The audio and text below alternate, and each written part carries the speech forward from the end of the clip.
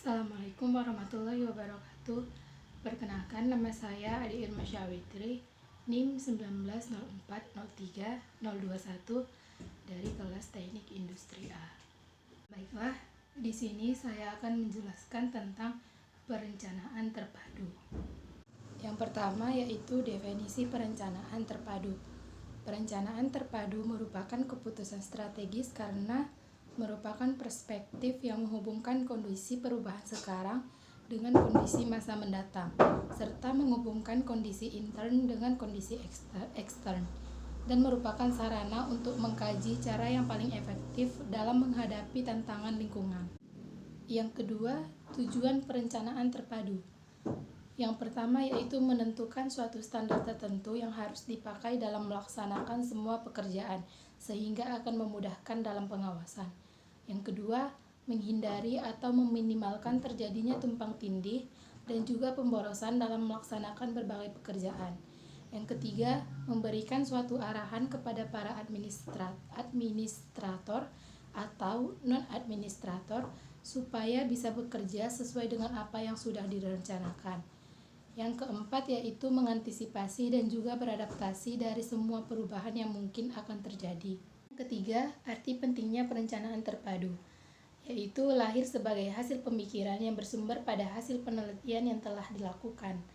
Yang kedua, manusia tidak boleh menyerah pada masa depan yang tidak menentu, melainkan menciptakan masa depan yang baik. Yang ketiga, sebagai acuan untuk mempermudah usaha yang akan dilakukan dalam pencapaian tujuan yang bersangkutan.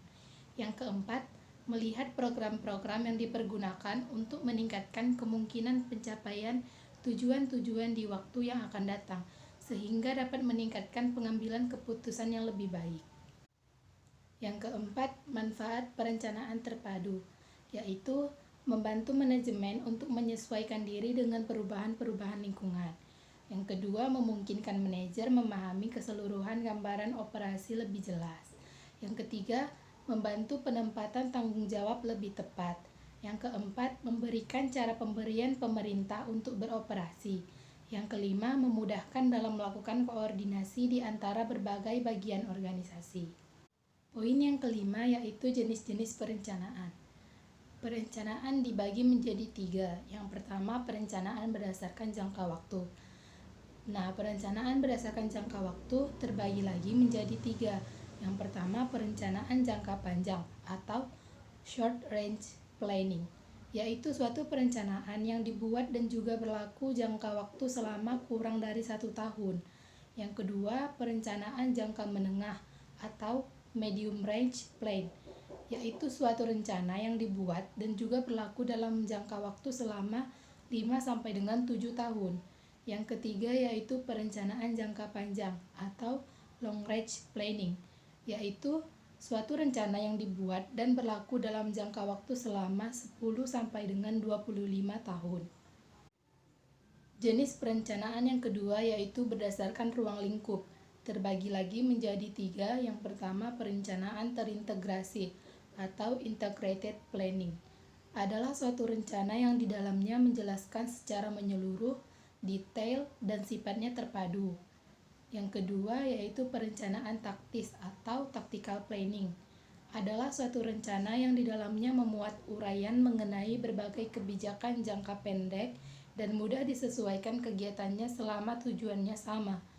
Yang ketiga, perencanaan strategis atau strategic planning, adalah suatu rencana yang di dalamnya memuat uraian tentang kebijakan jangka panjang dan waktu pelaksanaan yang panjang atau lama. Pada umumnya, perencanaan jenis ini sangat sulit untuk diubah. Jenis perencanaan yang ketiga yaitu berdasarkan tingkatan, terbagi lagi menjadi 3. Yang pertama, perencanaan harian atau day-to-day planning, adalah suatu rencana yang di dalamnya berisikan berbagai kegiatan harian yang sifatnya rutin. Yang kedua, perencanaan operasional atau operational planning, adalah rencana yang hanya fokus kepada pedoman atau petunjuk pelaksanaan berbagai macam program organisasi.